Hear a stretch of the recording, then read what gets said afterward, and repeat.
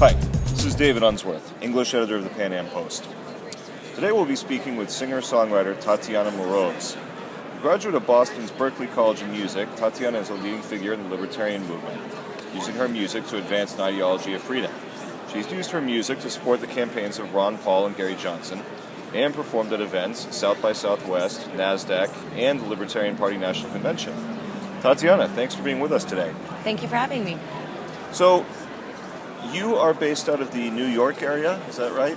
Yes, I'm right in New Jersey, right outside of Manhattan. How did you get involved in the libertarian movement? Was it before or after you went to Berklee? Well, I always had a very big interest in using music in order to convey an idea, and I was always searching for a better way to organize humanity. And then I ended up... I'm sorry, is there... It's fine. Okay. But I didn't feel that my own generation really had any kind of movement to get behind. After Berklee College of Music, I was watching a lot of different documentaries after my initial foray into dystopian novels. And at first I had sort of leaned toward 2008's Dennis Kucinich's camp. I knew about Ron Paul, but I didn't understand certain aspects of his platform. But in 2011, I learned about the Federal Reserve, and I became involved with the Ron Paul movement. I sang all around the country. And then you wrote the book and the Fed. Yeah, exactly. And then I ended up sort of morphing into the Bitcoin space. I felt that the political world wasn't really going to offer a solution. I thought that we needed something else. Tell us about Tatiana Coin. Sure. So I created what I consider to be a solution for artists regarding fans and funding. That was what I, as an independent artist in New York, felt were the two biggest challenges. How do we fund our arts, and then how do we make sure that there's people actually there to see us? I had been a big advocate of different social media platforms. I had benefited from them. But as I evolved from Friendster to MySpace to Facebook, I realized that I didn't own those relationships. And I was basically creating value for those platforms. That then, with Facebook being probably the worst of the offenders, now every time I want to reach my fans, I've got to pay money in order to reach them. I felt that by creating my own artist cryptocurrency, that would be a way to connect directly with my fans. Some of these social media platforms are even discriminating against artists with a conservative or libertarian point of view. It's pretty troubling. Well, that's been the problem with the music industry overall. It's sort of a cartel, an ideological cartel at that. The funding only goes to artists that are towing the party line, so to speak. And I, as somebody who's inspired by those 60s and 70s revolutionary artists, I find it very disturbing that now, even though we've been at war for 20 years, you don't hear a single song about ending the war on the radio. Sure. So what? Did everybody now everybody's pro-war? I mean, it's nonsense. I think it's cultural Marxism, and by offering people alternatives for funding through things like Tatiana Coin or creating their own personally branded cryptocurrency, I'm enabling the fans to sort of vote with their dollars and also be a lot more engaged in an artist's success. Give us for people who aren't as technologically inclined, give us an idea here of how this actually works. How does an artist in general get paid through a cryptocurrency, or how does it exactly work in your case? Okay, so Tatiana Coin is a little bit of a experimental project, but crowdfunding has been very successful for people. But if you do a crowdfund or a Kickstarter of some kind, people donate $50 and they get a t-shirt. But with Tatiana Coin, instead, they basically get $50 worth of Tatiana Coin, which is something that they can use.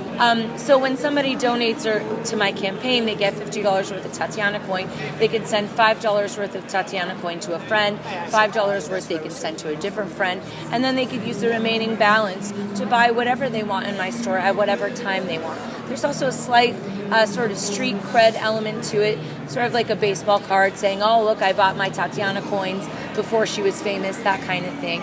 And it also allows me to have that direct connection with my fans where they can message with me, they can get exclusive experiences, they can get discounts on different merch. And we've worked to put together a platform that I think provides a lot of a full suite of services for artists. This is based on blockchain technology? Yes, I'm guessing. exactly. Okay. Yeah, so we're using Counterparty, though we hope to be platform agnostic as the company develops. But right now we're just getting ready for a launch. We've got 300 different artists signed up, but we're hoping to get a lot more and basically help them create their own ecosystems where they can cross-promote and engage with their fans. And as far as the payments go, sure, you can buy my music with Tatiana coin, you can buy it with Bitcoin, but you can also buy it with US dollars. I don't want to create a system which is exclusive only to people who are fans of cryptocurrency. I want to use this as a bridge into cryptocurrency. You have a third album coming out this year, is that correct? Yes, my album is already out right now. It's called Keep the Faith. And what I love about the record is not only was it funded completely with cryptocurrency, but I've become very good friends with Ross Ulbricht. I even have a song on the album called The Silk Road. And as a present for my birthday, Ross drew a picture of me. And he basically, I decided to use it as the album cover. And that, to me, is sort of underlines the problem. If I had a major label that was funding me, they wouldn't allow me to have a political dissident have their artwork on my album because that's outside of the realm. Most likely, unless it was some obscure left-wing record label or something. Sure. Yeah. What is it like? Now, some people are going to say that mixing music and politics is arbitrary, artificial. What do you say to that? For example, like you said, you don't hear, I think regardless of political perspective almost, you don't actually hear much political music at all anymore. Like you were saying, in the late 60s and early 70s, the protest song was an American art form. You heard it on the radio and millions of records were sold with these themes. You don't hear that much anymore. Why is that? I think the answer is obvious. There's no wins for the state, who is now really enmeshed with the entertainment industry, to allow for that kind of dissent to go on. Look, they had the FBI was investigating John Lennon. It wasn't because John Lennon was a bad guy. It was because they were afraid at the revolution of thought and the engagement of the heart. That is very threatening to the state. They can sort of crack down on that, and they want the societies to be uneducated fools that are consumed with partying. I mean, that's what our music reflects. They don't want dissenting voices. They don't want a peace movement. They don't want people to communicate ideas with music because that's something that they can't control. It's beyond their control, and that's antithetical to what they're trying to do. What have you done? Tell us about your involvement with the Ron Paul campaign and with the Gary Johnson campaign more recently. Were you involved in his 2008 or his 2012 campaign, or both? Well, I was a big Ron Paul supporter in 2012. Mm-hmm. And then, I also liked what Gary was doing. I support the Libertarian Party. 2012 was a little bit of a different year. I think that there were some things that I wish that Gary had done differently, although, he was under a lot of pressure. I wish that we could have gotten the message out to more people, but at the same time, I just did an interview with the VP of the party, and he said that this was the most votes the Libertarian Party ever had. While I don't really subscribe to politics as much anymore, I do think that it's a great way to get the ideas out, and you're not going to get somebody who's a staunch Republican or a Democrat into liberty or turn them into anarchists overnight. You've got to sort of get them there and hold their hand, and I think that politics is the natural way that people seek to express that desire for change. Why is it that the music industry, along with virtually all other arts and entertainment, is so geared towards socialism, collectivism? I mean, you have a few examples. It seems like there are a few artists who are big enough and they've had long enough careers. Like, just coming to mind, say Ted Nugent. Ted Nugent is kind of a radical, kind of conservatarian, let's call him. Why is it, though, that particularly younger artists, say that the 18 to 35-year-old crowd who are involved in the music industry, they seem, I mean, I'd say 99 out of 100 of them are Obama supporters. Why is that? I think that's by design. I mean, I know that sounds conspiratorial, but I can't really come up with a different reason for it. There's only a very, very narrow viewpoint that is permitted, and that's exactly why we need disruptive things like cryptocurrency to shake things up, because the narrative cannot only be from a single perspective. And I know a lot of artists and creative professionals that feel that they can't speak out. And if you can't speak out in the arts, you're dead in the water in a lot of ways from an ideological battle perspective in terms of engaging with humanity. Mankind needs different ideas in order to flourish, in order to progress. So would you describe yourself as, anarcho-capitalist or Libertarian? I think from a practical perspective, I'm a libertarian, but my goal is to eliminate the state. I mean, I'm basically an anarcho-capitalist. I think that voluntary exchange is really important, and I don't really see much legitimacy for the state. But you talk to people at their level. You don't necessarily try and push people too hard. And my goal is to bring as many people as I can into the fold. Tell us a little bit about other artists, say, that may be involved in the libertarian movement. Like, I know, for example, you've played before with Jordan Page, who's another does kind of a similar genre of what you do, kind of an acoustic singer-songwriter with a real revolutionary message. Who else is out there in the libertarian music space? You know what? I haven't really been playing too many shows with folks. It's usually been me, so it seemed like there was a lot more involvement in 2012.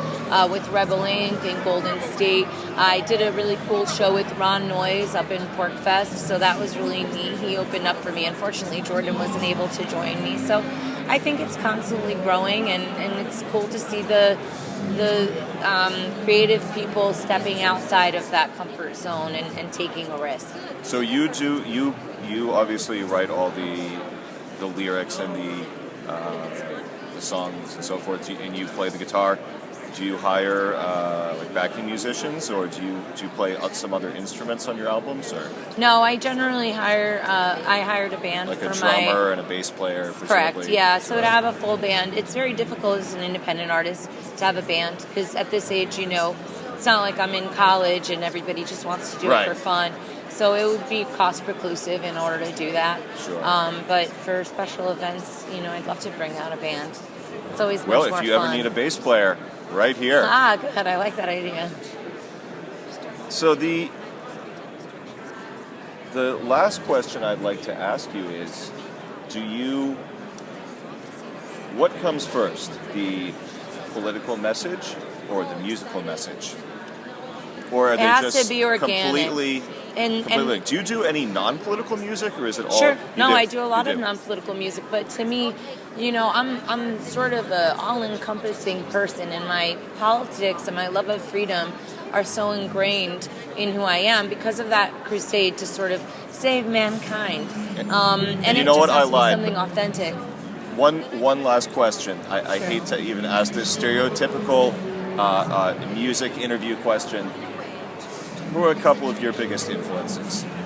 Either musically musically mainly. Sure. Cat Stevens was a really big influence. Nina Simone, Stevie Wonder has amazing messages. Simon and Garfunkel, Fiona Apple. So there's a lot of different people. Right now I love Ryan Adams. He constantly blows me away. So I think that there's a lot of inspiration out there, and I hope to help other artists sort of find their voices and connect with their fans with the Tokenly project. Several of those artists you mentioned are coming from a rather different political and philosophical ideology, but I suppose the music transcends that, and we still can appreciate their music. That I'm trying to think. You're familiar with Rush, I would imagine.